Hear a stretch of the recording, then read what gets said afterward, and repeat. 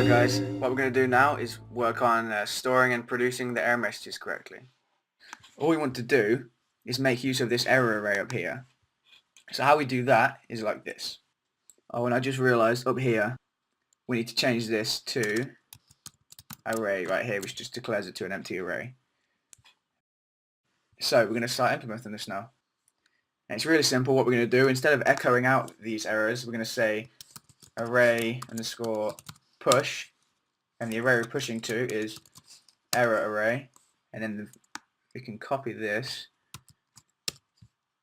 and put it here, and this is just going to put this inside the array. So we can say email already in use, and we're going to put a line break on there as well, so that it would put a new line. We're also going to copy that right now, and we can simply just replace the echo with that same thing. Invalid format, and we're going to put the line break right there. Close that bracket off, and there we go. Just to clarify, we'll put invalid email format. Same thing again, right there. The brackets on, emails don't match. Same again. Bracket.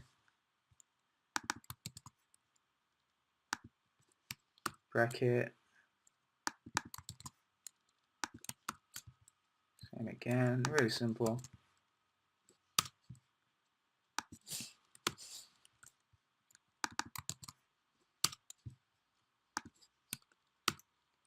Okay, passwords don't match. Password can be containing English characters and numbers. Your password must be between 5 and 30 characters.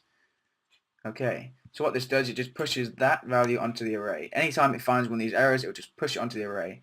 And it'll keep pushing the next one on until it gets to the end. Okay, so if you have them all wrong, you could have all these stored in the array.